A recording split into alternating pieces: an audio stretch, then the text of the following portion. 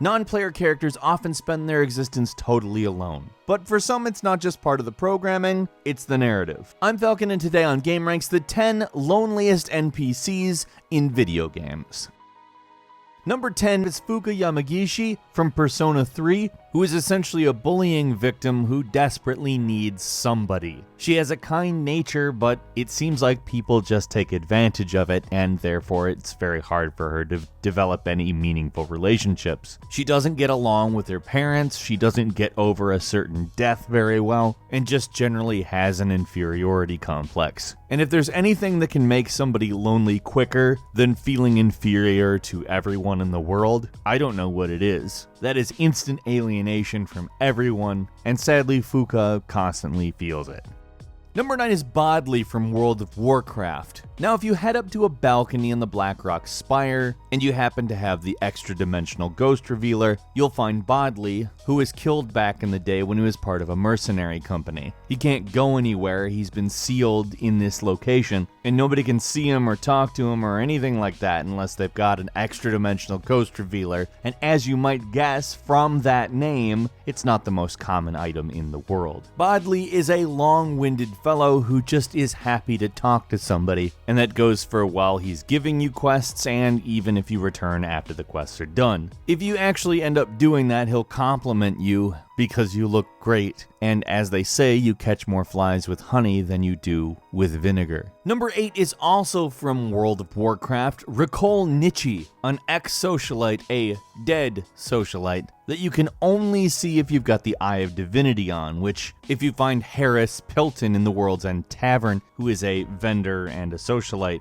Nicole kind of works as a bit of a satire on Nicole Richie's actual situation with Paris Hilton, or at least way back in the day. You see, Nicole, like Nicole Richie, lived almost entirely in the shadow of Paris Hilton or Harris Pilton or whatever. Number 7 is the lonely old woman from Bloodborne. Essentially somebody who is cranky and maybe a little bit mad, like the traditional definition of mad, like not all there, mad as a hatter. She views the hunters as kind of a burden, and even at times the problem. But eventually she warms to you, and seems to think that you might be a son or daughter, and attempts to take care of you. Now, I'm not really sure when she seems creepier to me, when she's just a raving lunatic or a raving lunatic who likes you, but either way, this is somebody who doesn't deal with a lot of people, ever. Number 6 is Miko from Skyrim, which Miko is just a sad story. His owner, well, died, and Miko's been hanging around his shack ever since. Miko is kind of one of those loyal to a fault dogs. He takes care of himself, but,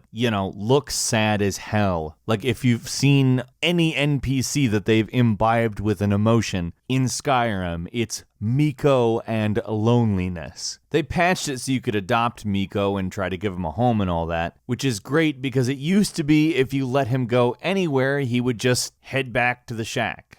Number 5 is Veronica Santiago from Fallout New Vegas. A Brotherhood of Steel procurement specialist, somebody who has to go out and find stuff like food, or at least was given that because, well, she's a bit of an outcast. You see, the Brotherhood of Steel is not very fond of same-sex relationships because they believe that, well, since there was a nuclear bomb, the only thing they should be doing is procreating. Now, besides being an outsider for that reason, who she feels love for, her parents were killed in a battle defending some place that she didn't even remember where or why. Veronica sees issues with the Brotherhood of Steel, namely that they completely cling to old ways. They have something called a codex, and if it is written in the codex, that's that. If the codex says jump, you search for the part where it tells you how high to jump. And she sees a lot of the Brotherhood's practices as, well, stuff that's probably going to make them go extinct. And honestly, so does her mentor, but her mentor still follows the teachings. She's alienated everywhere because the Brotherhood is awful and everyone hates it, while everyone in the Brotherhood also doesn't really like her, despite the fact that it was her family and then her adopted family. Kinda sucks to be Veronica.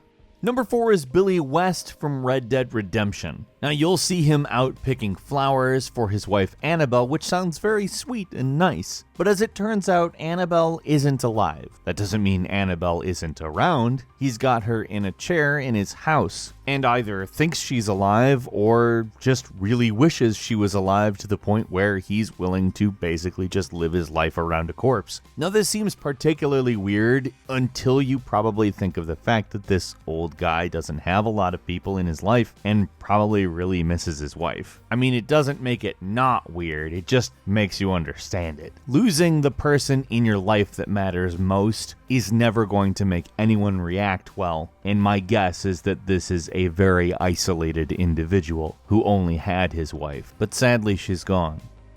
Number 3 is Septimus Signus, who, due to isolation as well as reading the Elder Scrolls, has become kind of a crazy hermit. And when I say kind of, I'm saying that for a fact. He's actually a really crazy old hermit. He's written books that are literally just insane metaphors that make no sense. He tends to refer to himself in the third person, which is not the worst thing in the world, but it gets annoying. And generally, this guy doesn't have a lot in common with anyone. This isn't a guy that spends time with people at all. And when he does talk to people, he tends to just, well, not really phrase his stuff in the most intriguing of ways. He's very rough around the edges, and I don't mean offensive, I mean just totally bizarre. Number 2 is Brandis from Fallout 4. Brandis was a member of a team that went out to find pre-war technology, which was just ravaged over time by various different enemies, from individual hostiles to groups. The guy basically managed to escape an attack, but unfortunately watched all of his friends die in various attacks previous to that one, and he finally hid alone in a bunker, essentially just barely making it by for 3 years. Completely alone in a bunker for 3 years. Oh, and he's totally paranoid. That's always a fun thing to try to convince him to go back to the Brotherhood of Steel, yeah. And finally, the old man at the beginning of the very first Legend of Zelda game, who's hanging around alone in a cave between two flames. You walk in and he tells you it's dangerous to go alone and to take this sword, which you do, and then walk out, never to see him again. That sword was the only other physical object in there. Fire is a chemical reaction that's ongoing, and other than the walls, that's the only thing he had. That's it. That's all. And Link doesn't even say thank you or anything like that. He's just like, yep, well, enjoy the cave. And the entire time you're out adventuring and defeating evil in the world, he's sitting there, alone. Sometimes the world is not fair. As a quick bonus, that person out sweeping the grass. That person who has so little to do, they are sweeping the grass. You ever encounter a really lonely NPC? They can be a character in a game or just some total rando. They just can't be the player character. Leave that in the comments, and if you like this video, please click like. If you're not subscribed, now would be a great time to do so. We upload brand new videos every day of the week, and the best way to see them first is, of course, a subscription. As always, we thank you very much for watching this video. I'm Falcon. You can follow me on Twitter at FalconTheHero, and we'll see you next time right here on gameranx.